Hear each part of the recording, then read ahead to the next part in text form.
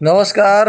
Radio रिमझिम से प्रस्तुत है स्थानीय हालचाल। पहले मुख्य हालचाल।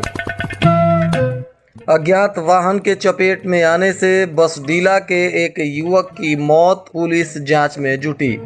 अतिक्रमण के खिलाफ प्रशासन का चला अभियान, साधु चौक में तोड़ा गया अवैध कब्जा। भूमि विवाद में मारपीट, एक युवक की हत्या और 4 लोग गंभीर रूप से घायल। देवर ने धारदार हथियार से भाभी का गला रेता, सदर अस्पताल में हो गई है भर्ती।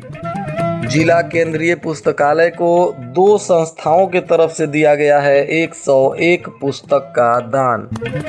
स्थानीय हालचाल के इस अंक के साथ मैं अनिकेत मिश्र। अब हालचाल विस्तार से।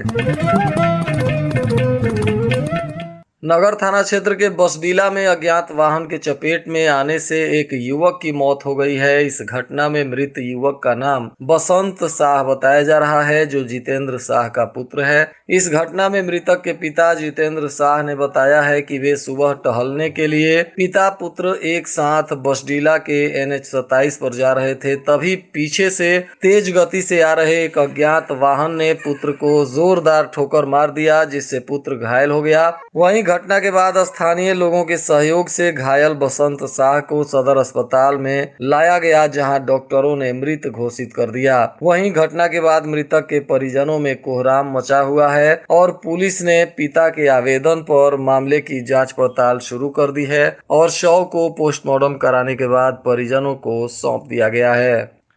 शहर के साधु चौक हनुमानगढ़ी के तरफ शनिवार को नगर थाना की पुलिस ने नगर परिषद के अधिकारियों के साथ मिलकर अतिक्रमण पर कार्रवाई करने के लिए पूरी टीम लेकर पुलिस पहुंच गई और इस दौरान कई जगहों से अवैध कब्जा को तोड़कर हटाया गया। अधिकारियों ने बताया कि पहले इन सभी लोगों को नोटिस दिया गया था, परंतु नोटिस मिलने के बाद भी जब ये लोग अतिक्रमण खाली नहीं किए तो जिला प्रशासन ने बलपूर्वक इन सभी अतिक्रमणकारियों से अवैध कब्जा को हटा दिया है। भविष्य में इन लोगों के द्वारा अगर दोबारा अवैध कब्जा किया जाता है तो जिला प्रशासन ऐसे लोगों पर सख्त कार्रवाई करेगा।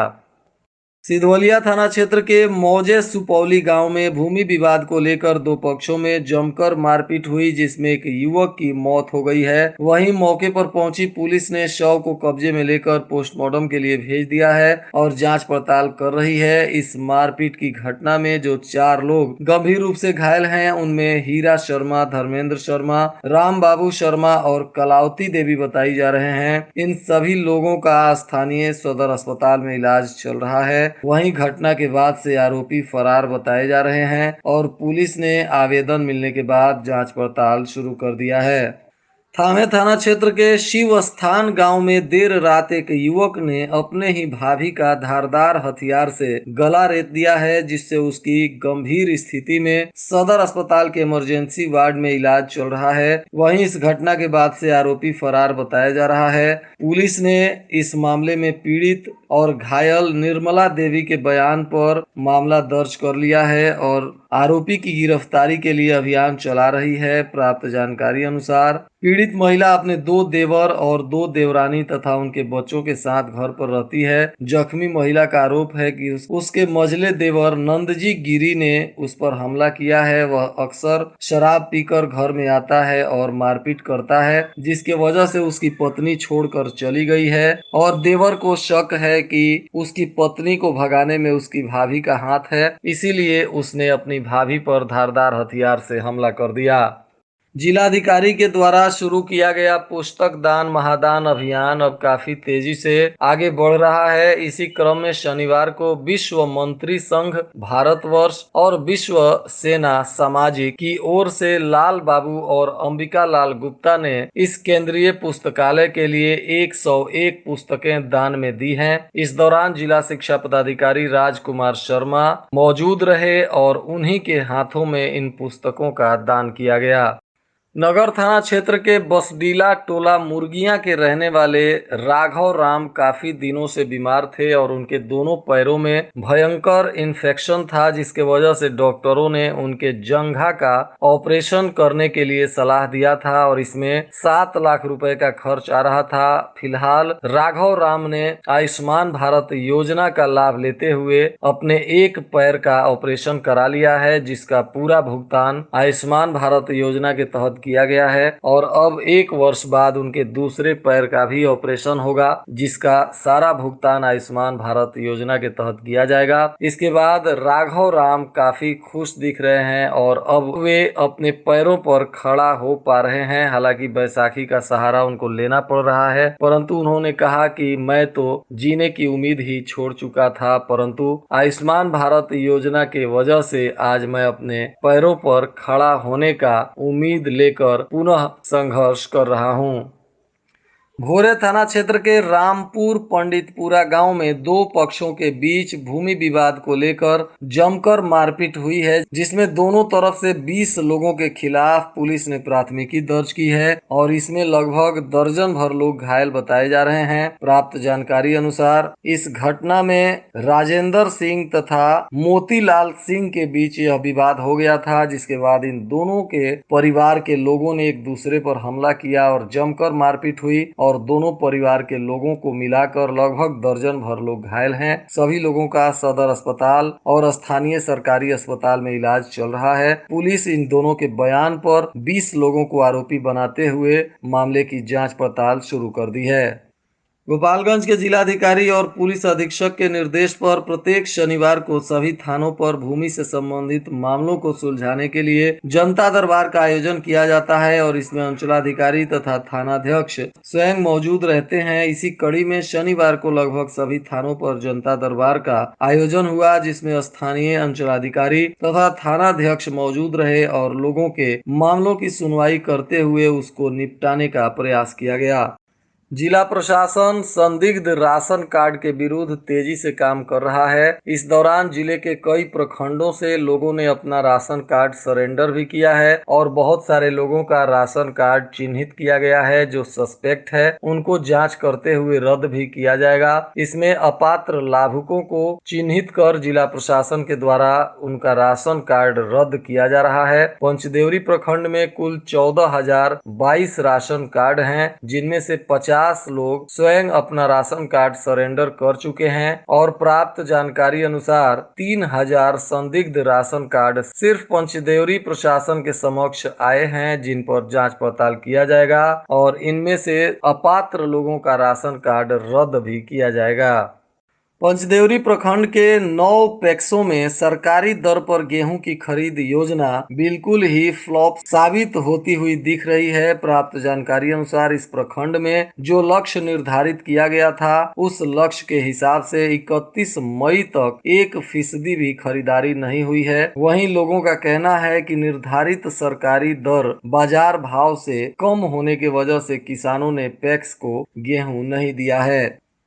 कटिया पुलिस के द्वारा मोटरसाइकिल चोरी की घटना के बाद भी 4 दिनों तक प्राथमिकी नहीं दर्ज करने से नाराज परिजनों ने अब वरीय पदाधिकारियों से न्याय की गुहार लगाई है। प्राप्त जानकारी अनुसार सत्यम उपाध्याय की मोटरसाइकिल 4 दिनों पहले चोरी कर ली गई थी, जब वे शादी समारोह में गए थे, परंतु 4 दिनों से पुलिस इस मामले में प्राथमिकी तक दर्ज नहीं कर रही है। भोरे मिसरौली मुख्य पथ पर कोइसा खुर्द गांव के पास एक भीषण सड़क दुर्घटना हो गया, जिसमें एक युवक बुरी तरह से घायल हो गया, जिसके बाद स्थानीय अस्पताल में उसको भर्ती कराया गया, जहां से स्थिति चिंताजनक देखते हुए डॉक्टरों ने बेहतर इलाज के लिए लखनऊ रेफर कर दिया है। प्राप्त जानकारी अनुसार यह घायल युवक रामदास बगही के रहने वाले स्वर्गीय इंद्रदेव मिश्रा का पुत्र विवेक कुमार मिश्रा बताया जा रहा है। 6 जून को विश्व पर्यावरण दिवस मनाया जाएगा। इस अवसर पर प्रत्येक मतदान केंद्रों के लिए लगने वाले पौधे सज धज कर तैयार किए गए हैं। 6 जून को विजयपुर प्रखंड के कुल 189 मतदान केंद्रों पर बीएलओ के माध्यम से पौधे लगाए जाएंगे। प्रखंड विकास पदाधिकारी राजीव कुमार ने बताया कि भोरे पौधशाला से पौधे मंगा लिए गए हैं और इसके लिए बीएलओ को उनके मतदान केंद्रों के लिए आज ही पौधे दे दिए जाएंगे, ताकि 6 जून जून को समय पर सभी मतदान केंद्रों पर पौधे लगा दिए जाएं।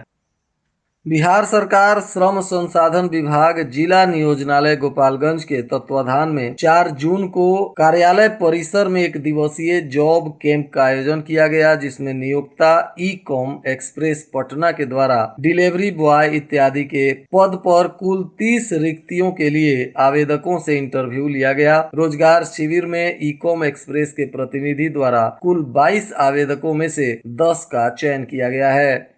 ऊंचका गांव थाना क्षेत्र के बलेसरा रोड में एक युवक से दिनदहाड़े अपराधियों ने लूट की घटना को अंजाम दिया है, जिसमें हथियार के बल पर मोटरसाइकिल सवार अपराधियों ने केशव कुमार नाम के इस युवक से नगदी और मोबाइल इत्यादि की लूट कर ली तथा आराम से निकल गए। इसके बाद पीड़ित युवक ने पुलिस को आवेदन देकर इस मामले में अज्ञात अपराधियों के विरुद्ध मामला दर्ज कराते हुए कार्रवाई करने की मांग की है।